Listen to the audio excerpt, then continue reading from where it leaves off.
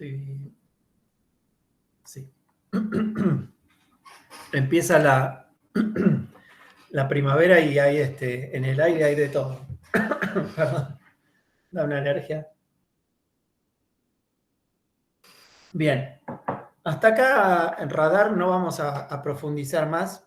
Es un tema complejo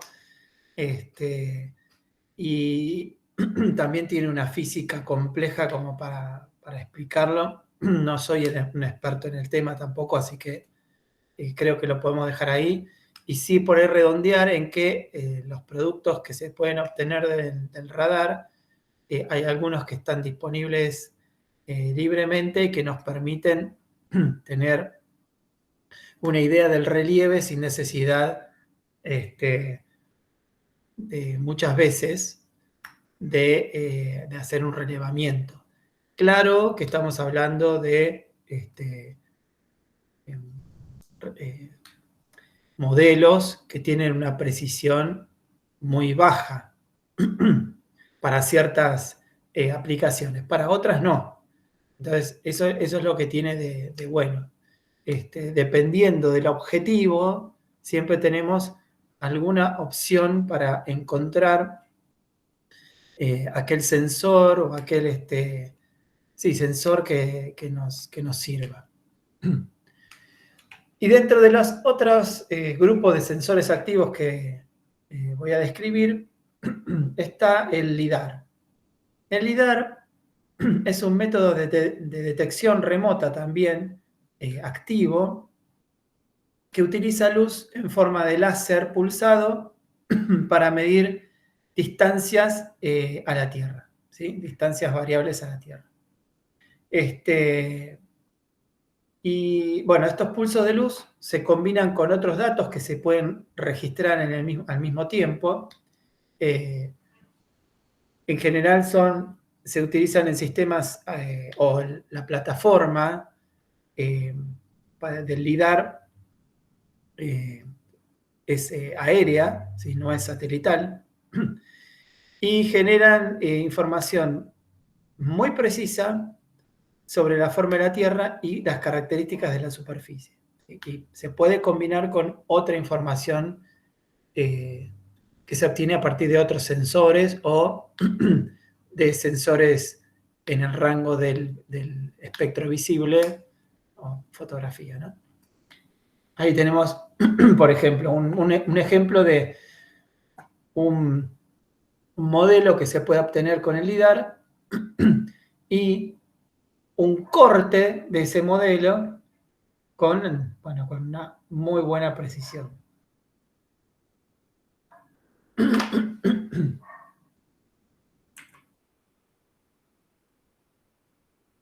El LIDAR puede ser o puede tener dos plataformas diferentes.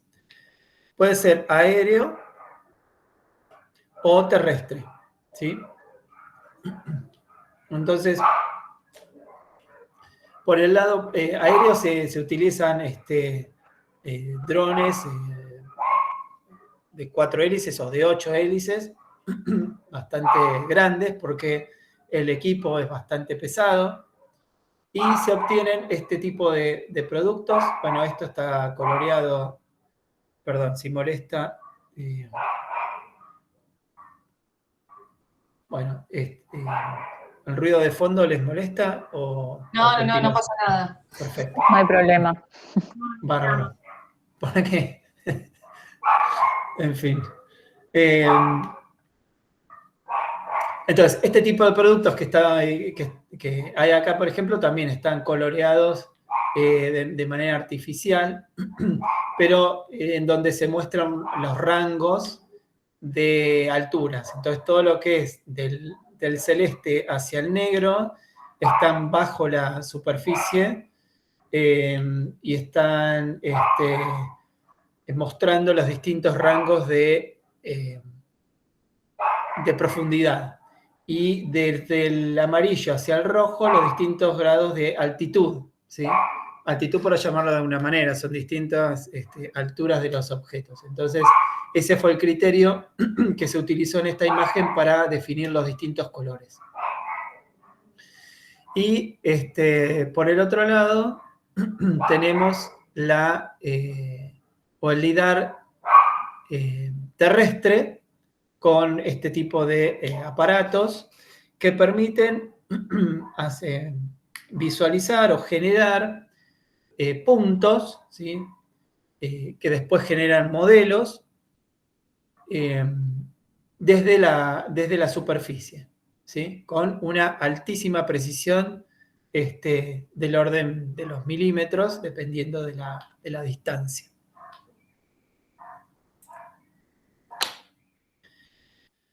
En el caso, o para que sean útiles estos relevamientos con LIDAR, los aéreos, los drones que pueden ser, como los mostré antes, con hélices, o pueden ser con alas, como tienen también, o tienen una muy buena ubicación, para que sea útil, tienen una muy buena ubicación de coordenadas, ¿sí? De las coordenadas en un sistema de referencia global, ¿sí? Entonces, el dron o vehículo aéreo no tripulado tiene un receptor de GPS diferencial, ¿sí? Es este de acá, que al mismo tiempo hay una estación de referencia en el suelo, en el terreno, con puntos de coordenadas conocida, entonces está haciendo continuamente correcciones, como tiene coordenadas conocidas y al mismo tiempo está recibiendo la posición o está generando la posición en la que se ubica en ese momento. Y además tiene una unidad que controla cuál es el cabeceo, cuál es el rolado que tiene el vehículo, ¿sí? O para dónde se está orientando. Todo esto después se procesa para mejorar la precisión de los datos que se obtuvieron. O sea, no es solamente el escaneo láser y esos datos, sino todos los datos de posición efectiva en el momento en que fueron tomados esos datos, o sea, posición del vehículo en las 3 dimensiones, altura, X e Y, ¿sí? En el momento que se tomaba cada uno de los datos, y además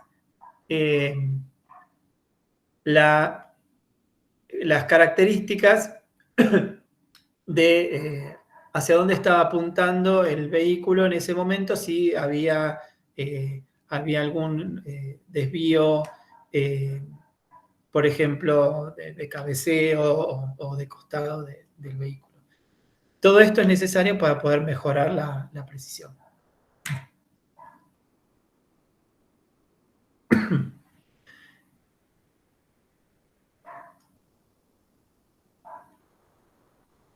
Esto es lo mismo, es la misma imagen que antes, con la estación de tierra o la estación de referencia. Estas son toda la serie de imágenes que va tomando el escáner láser, y a su vez también se está tomando datos con una cámara digital, ¿sí? Que tiene también el mismo ancho de barrido. Entonces también cada uno de esos puntos que se obtiene de distancia desde donde está en este caso es un avión, que es otro de los métodos, es tripulado, es otro de los métodos también para obtener este tipo de información. Cada uno de esos píxeles, que en realidad ahora lo vamos a ver, es una conjunción de datos nada más, también se le suma el dato de composición espectral en el visible que tiene ese punto, ¿sí? Entonces, cuando eso se reconstruye, de forma tridimensional, también tiene el dato de color de ese píxel.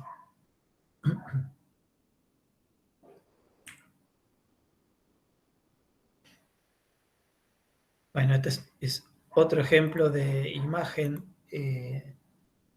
LIDAR y cómo se puede ver, por ejemplo, hasta el detalle de los cables, ¿no? Por ejemplo, de las instalaciones.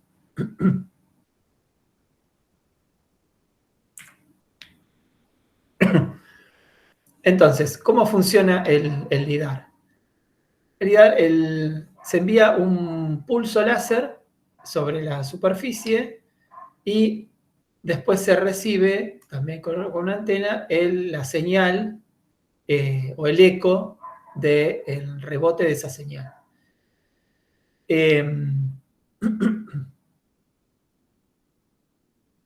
Hay un tiempo muy corto, pero medible, que tarda entre la emisión de esa señal y la recepción, ¿sí? A pesar de la rapidez con que viaja, pues está viajando casi a la velocidad de la luz, o a la velocidad de la luz, pero no en el vacío, sino en un gas, hay un retardo y ese retardo es el que permite medir cuál es la distancia desde el vehículo hasta el punto que se está tomando. Por eso, y después para poder armar y conocer la posición de cada uno de esos puntos, se necesita con altísima precisión la localización de ese vehículo. Porque si cambia esto y yo esta distancia o esta altura no la conozco, y cambia esta distancia, yo no, o por ejemplo, la distancia es la misma, se está relevando acá en esta superficie. La distancia es la misma, pero cambia a esta altura y yo no conozco que esta posición cambió, entonces voy a tener algo que no va a representar realmente la superficie del terreno, ¿sí? Va a generar valles y picos distintos a la realidad. Lo mismo pasa cuando incide sobre una pendiente o cuando incide sobre otro lugar. Pero además hay otro tipo de información. Por ejemplo, cuando atraviesa varios elementos, y eso es una de las ventajas que tiene el LIDAR, atraviesa distintos elementos, tiene rebotes diferenciados de esos distintos elementos. Entonces, este pulso se refleja desde los objetos digamos, que están sobre la superficie del suelo, o sea, sobre el suelo y además sobre los objetos que están sobre el suelo, ¿sí? Entonces, sobre la vegetación, los edificios, etc. Y se reciben distintas señales. Un primer retorno de esa señal, segundos, terceros, cuartos, y cada uno de estos corresponden con distintos objetos.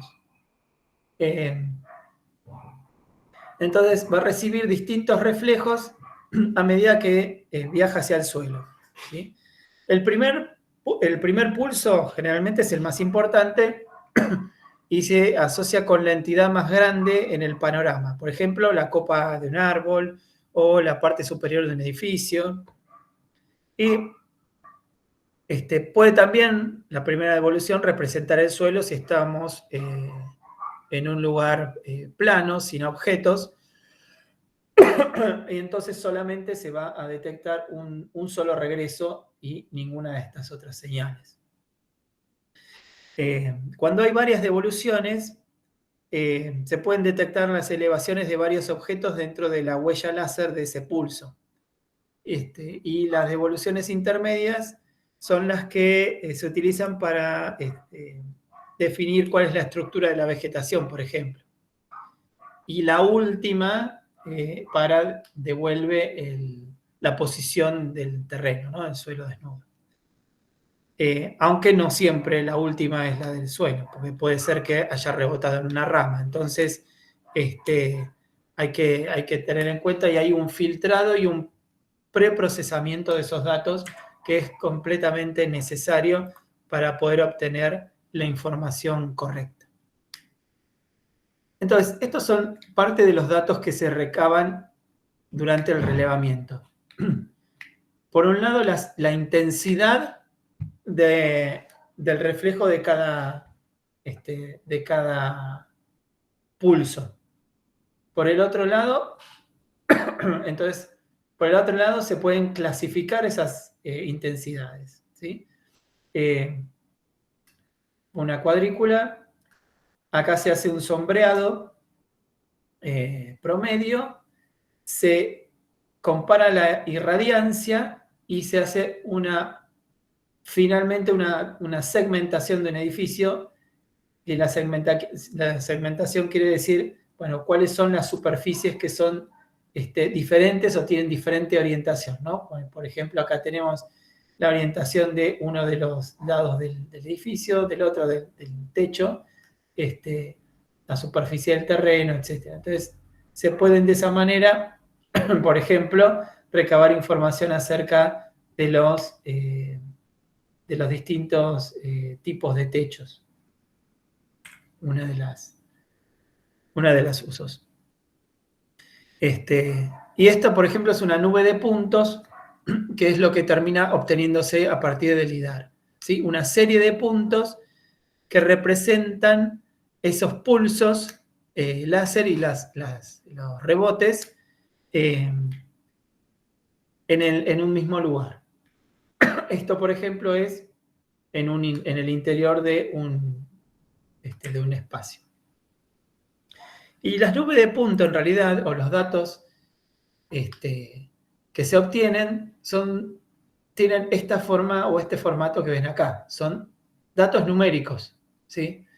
Y esos datos numéricos se los conoce como datos o nube de puntos, ¿sí? Cada uno de esos puntos va a tener, o en realidad el relevamiento es una colección de esos puntos que incluyen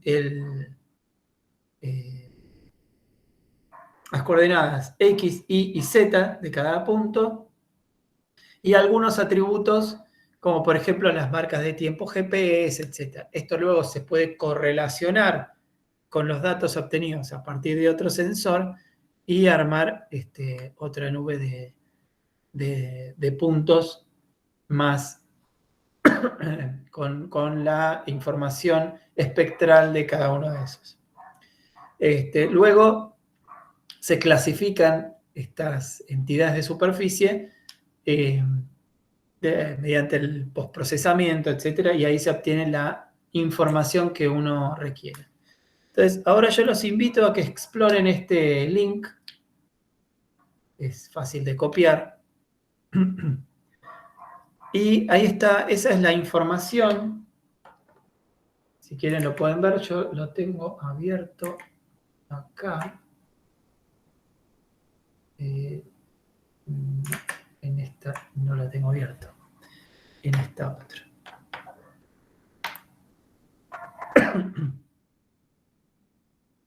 Pero se puede abrir. A ver. Pueden entrar ustedes en sus computadoras, me parece que por ahí es más divertido incluso. Y son los datos de LIDAR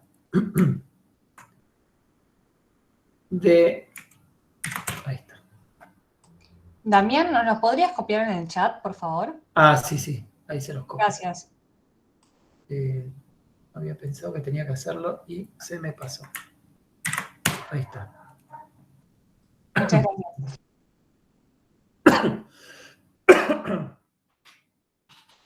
Entonces, este es un relevamiento que está disponible para Madrid.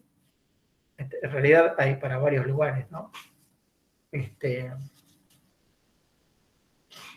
Argentina existe también, pero no están disponibles abiertamente como acá y con un visualizador tan interesante, ¿no? Yo lo que quería mostrarles es... a ver, sigo mostrando, sí. Acá el Parque del Retiro. Si puedo... Ahí tiene el mouse diferente. Ahí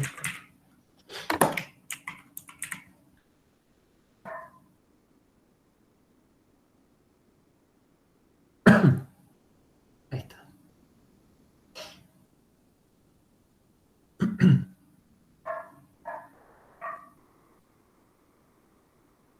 Tienen que hacer clic arriba donde está como ese objetivo. Primero se acercan un poco, hacen clic con ese objetivo y ahí les muestra los datos del LIDAR. Como son datos muy densos también,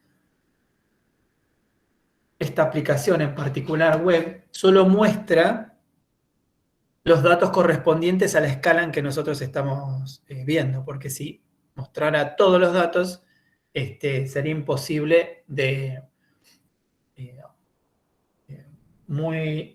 sería muy denso la cantidad de datos que está enviando.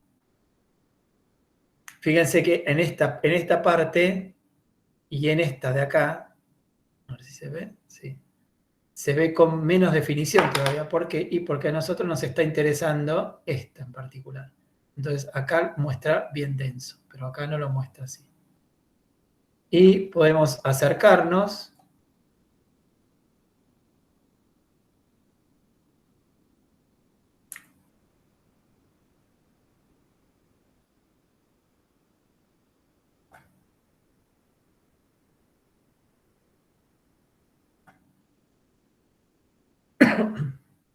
Vamos a ver qué pasa.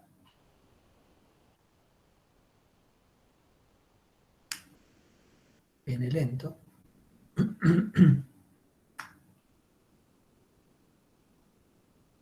Alguien está queriendo entrar. Ahí entraron.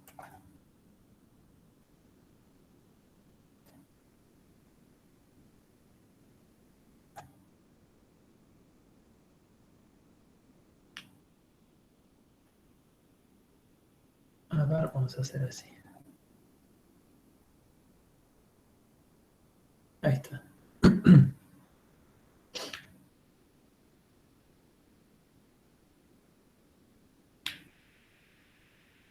Ahí de a poquito va densificando.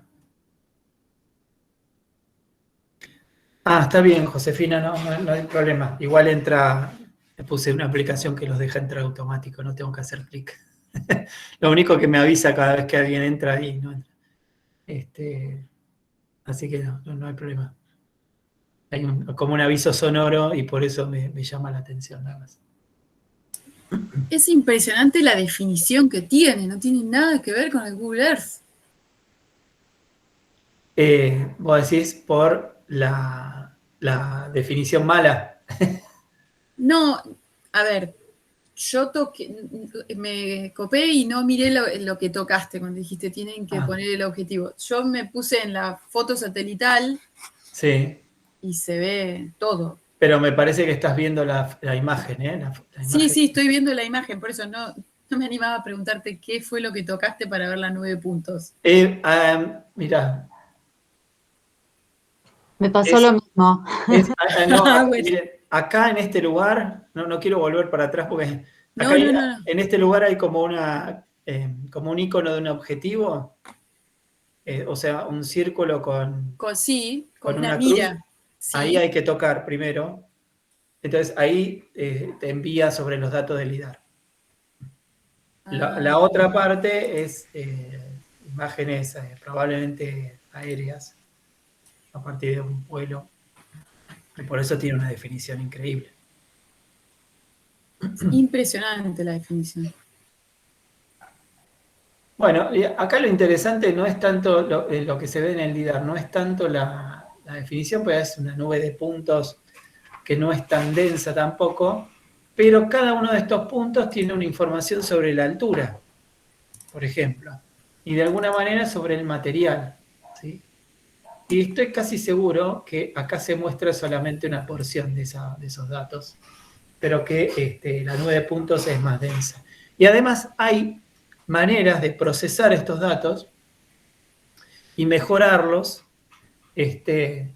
para obtener puntos más densos, ¿sí? Una nube de puntos más densa.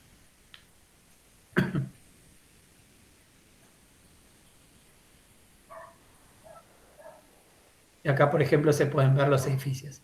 Y esto mismo, o sea, esta imagen del LIDAR, superpuesta con las imágenes, puede generar un modelo digital en donde se vea directamente la superficie de cada uno de estos edificios. ¿Qué es lo que se ve cuando, de vuelta en Google Earth, si ponen edificios 3D, se generan de esa manera, ¿sí? O en el Google Maps, si se pone también, creo que también tiene la misma función, ¿sí? En 3D también, ya se superpone la imagen sobre un modelo digital de superficie.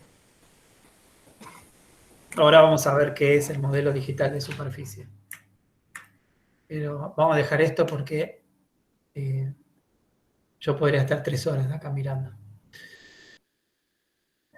A ver. Bien, entonces, volviendo a lo que estábamos viendo recién.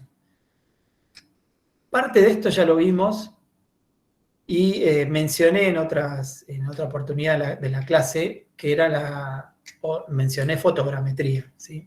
Pero para dar una definición más correcta, la fotogrametría es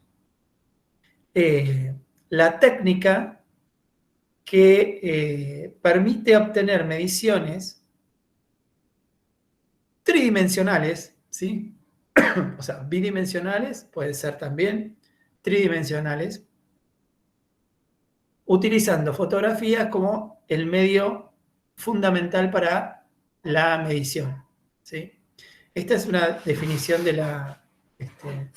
una definición clásica. Y podemos dividirla, esa fotogrametría, según el tipo de fotografía y según el tipo de tratamiento, ¿sí? Según el tipo de fotografía, puede ser aérea o terrestre.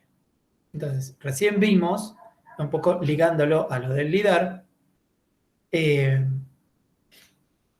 pero también a partir de la fotografía, ¿sí? Porque ahora vamos a hablar solo de fotografía, en el espectro visible, ¿no? Puede ser aérea o puede ser terrestre, ¿sí? A partir de una fotografía terrestre, puedo, por ejemplo, de un edificio, con las correcciones que corresponde y el escalado que corresponde, yo puedo obtener medidas que me permitan realizar el plano de una fachada, por ejemplo, ¿sí? Entonces, hay técnicas de fotogrametría para arquitectura que permiten realizar, por ejemplo, planos de edificios muy viejos o históricos, etcétera, a partir de esto. O también se utiliza en arqueología, etcétera, para lo mismo. Y en ese sentido, la fotogrametría terrestre, eso sería fotogrametría plana, necesitamos tener, para poder hacer eso, una referencia, generalmente se incluye dentro de la imagen, por ejemplo, una regla metrada o una mira vertical con indicadores de distancias y una manera de calibrar ese lente con esa distancia focal, con esa apertura, calibrarla para rectificar la imagen, ¿sí? Rectificar la imagen que generalmente necesita ser rectificada si es terrestre como si es aérea, ¿sí? De cualquier manera, necesita ser rectificada. ¿Sí? Rectificada es compensar por esa deformación que introduce las lentes. Y además por la deformación introducida, en el caso de la fotografía aérea, por el mismo relieve terrestre, ¿sí? Sobre todo si es una fotografía muy amplia, o de un segmento muy amplio, de un área. Y después tenemos la fotogrametría, la podemos clasificar también según el tipo de tratamiento que tiene, ¿sí? Todos los dos primeros ya están prácticamente en desuso, ¿sí? Sobre todo porque, o en desuso total, ¿no? Porque utilizan película. Entonces, según el tratamiento, podía ser analógico, analítico o digital. En analógico se utiliza una película, ¿sí? Física para la toma de los fotogramas y se hacía un procesamiento analógico. Ese procesamiento analógico es el que yo les mostré en la primera clase con este aparato que uno se ponía a ver y veía dos fotografías tomadas desde distintos ángulos, ¿sí? Y a partir de la restitución que se produce en visual, se podían identificar, por ejemplo, el relieve del terreno, la altura de los edificios, etc. ¿Sí? Esa era la fotogrametría analógica. La fotogrametría analítica también era obtenida a partir de película, ¿sí? Pero las fotografías luego eran procesadas de manera digital, analítico, y a partir de ahí se producía la respuesta o las mediciones, etc. Y el último, que es la fotogrametría digital, que de esa estamos hablando, vamos a hablar, es una imagen digital, es una sucesión de puntos, de píxeles con valores, y el procesamiento también es digital y el resultado también es formato digital. La fotogrametría aérea se puede realizar con distintos vehículos, ¿sí? Acá tenemos históricamente cómo se podía hacer desde los aviones, directamente una persona obteniendo la fotografía, o más recientemente con equipos ya instalados en los aviones, de manera de poder asegurar o mejorar la verticalidad de la toma de los datos, ¿sí? Con cámaras, etcétera, montadas sobre giróscopos que mantienen siempre el nadir en la toma de las fotos y mejoran en ese sentido la precisión, o con vehículos aéreos no tripulados que pueden ser del tipo como este que vemos acá, de varias hélices, de despegue vertical, o vehículos con alas, que también se utilizan para la fotografía aérea y fotogrametría aérea, y que pueden tener, cualquiera de estos en realidad puede tener cualquier tipo de sensor, ¿sí? Y la fotogrametría se puede hacer con cualquier tipo de sensor también. O sea, podemos medir sobre cualquiera de estas imágenes, siempre y cuando estén rectificadas, etc., ¿no? Pero específicamente se utiliza fotogrametría, se utiliza para imágenes dentro del espectro visible. Esto es un vuelo, digamos, el aspecto que podría tener un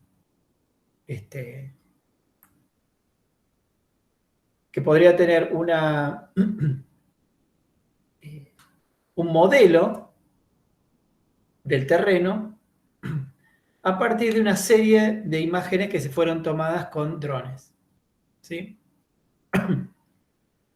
Entonces, y esta es la posición de las cámaras que se procesó luego de hacer el vuelo, se procesó y se determinó, o viene determinado, perdón, a partir de las coordenadas que se obtuvieron por sistema de posicionamiento global, o vienen calculadas, ahora vamos a ver un ejemplo de eso de cálculo, y permiten luego reconstituir este modelo del terreno. Que puede traducirse luego en esto, ¿no? Esto es un modelo totalmente digital, donde hay una serie de puntos y cada punto tiene su localización tridimensional y además tiene el valor de color. ¿Sí? Entonces, este tipo de productos se puede obtener a partir de LIDAR, ¿sí? LIDAR con una cámara, por ejemplo, o a partir del procesamiento de una serie de fotografías. ¿Sí? Pero siempre es en base a fotos, digamos. La diferencia es que no son datos, sino fotos. En este caso son fotos. ¿Sí? En el caso del LIDAR son datos de puntos. El LIDAR lo que hace es, o sea, volviendo al anterior, este mismo producto se puede obtener de las dos maneras. Se puede obtener tanto con el LIDAR como por el procesamiento de imágenes aéreas, ¿sí? En este caso. También, si hacemos fotogrametría terrestre, se puede obtener un modelo a partir del LIDAR o se puede obtener a partir de fotografías de un objeto. ¿Sí? Ahora entiendo, la fotogrametría es como el proceso que se hace luego de obtener diferentes datos, ya sea con LIDAR, con fotografías, con todo esto que nos explicaste antes. Claro, y es lo que permite que nosotros podamos medir sobre eso y reconstruir. Primero medir, cuando se trabajaba con 2 dimensiones, sobre fotografías, poder medir, pero no solamente medir en 2 dimensiones las distancias entre objetos, sino también poder ver el relieve y, por ejemplo, dibujar las curvas de nivel a partir de eso. Perdón, tengo que enchufar la computadora.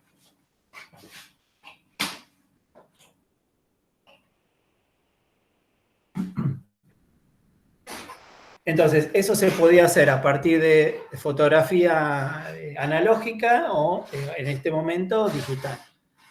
¿Sí? El LIDAR es como un producto intermedio entre las dos cosas, porque no es a partir de una fotografía, sino que se obtienen puntos a partir de un sensor. ¿Sí? Necesitan también un procesamiento, etcétera, y el resultado es lo mismo. Nosotros podemos medir sobre un modelo, ya directamente sobre un modelo 3D se mide en ese momento. En este caso, para lo que estamos hablando, que es fotogrametría con fotografías, se puede medir sobre el fotograma o se puede medir sobre el modelo 3D. Entonces, el resultado puede ser cualquiera de las cosas intermedias. Depende del objetivo, en realidad, de qué es lo que queremos hacer con... Entonces, hay muchas soluciones. ¿Cuál es la diferencia? El LIDAR es una tecnología cara, bastante cara. Es muy probable que deje de ser cara en los años que vienen, porque el LIDAR es una de las mejores soluciones que se han encontrado para el tema de los vehículos automáticos, que no se manejan solos, ¿sí? Es la mejor solución que se encontró, el LIDAR, y tienen de hecho muchos sensores cada vehículo, y que están continuamente midiendo la distancia a los objetos, a los autos, a las personas, a todo lo que está rodeando el automóvil, procesando esos datos y tomando decisiones respecto de eso. Y esto se hace fundamentalmente con LIDAR. Así que es muy probable que esto avance la tecnología de manera que se encuentren soluciones mucho más sencillas y de menor costo. Y por el otro lado tenemos la fotogrametría a partir de la reconstitución de la generación de estos modelos tridimensionales a partir de fotografías, que pueden ser obtenidas terrestres o aéreas por un lado, y con datos de posicionamiento global, o sea, con datos bastante más precisos, o sin esos datos. ¿Sí? ¿Respondí la pregunta? Sí, gracias. Bien, entonces, esto es en realidad los datos originales que se obtienen a partir de un relevamiento aéreo, por ejemplo, pero también podría ser un relevamiento en tierra, para luego hacer fotogrametría. Entonces, todos estos datos son fotografías que tienen una superposición entre sí. No es que se saca una fotografía y justo en el borde de esta se saca la siguiente. No, se va sacando toda una serie de fotogramas y cada una de esas imágenes tiene una superposición con todas las que están contiguas. Esa sobreposición es variable, se puede programar, se programa por ejemplo, si se obtienen a partir de un vehículo aéreo no tripulado o de un dron, vamos a decir dron que es más rápido, se programa la velocidad y se programa la cantidad de fotogramas que se tiene que sacar de acuerdo a la velocidad que se tiene, y con eso se maneja la superposición de esas imágenes, ¿sí? Y la superposición también varía según si estamos, por ejemplo, después si necesitamos, si estamos en zonas urbanas o zonas rurales, por ejemplo. Sobre todo porque en zonas rurales las imágenes son muy parecidas unas a las otras. Y la forma luego de poder armar esto, que se llama ortomosaico, ¿sí? Que se genera a partir de estas imágenes rectificadas, y que se colocan una arriba de la otra y se superponen con la superposición que se necesita para armar esto, ¿sí? Esto es en 2 dimensiones primero. Es un ortomosaico, es una sucesión de imágenes que forman una imagen más grande, ¿sí? Fíjense que los bordes no son bordes como acá, no es directamente algo recto, sino que se van acomodando las imágenes, cada una de estas imágenes se acomoda según puntos en común que tenga con las siguientes o con las que la rodean, ¿sí? Entonces, al armar este ortomosaico, cuando se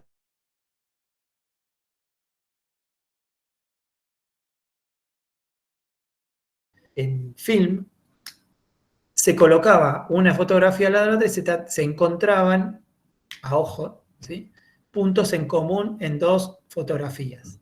Y luego la siguiente con la siguiente. Y luego la siguiente con la siguiente. Entonces, se generaba a partir de eso el ortomosaico a partir de la identificación de estos puntos.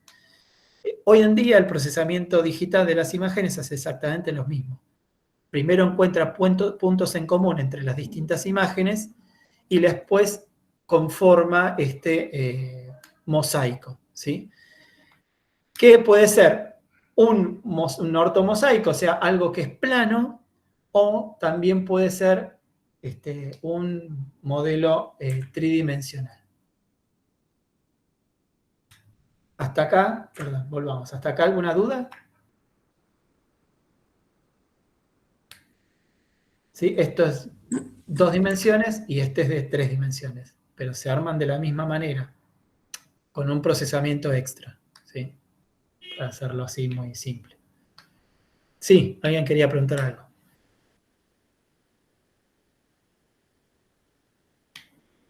Bueno.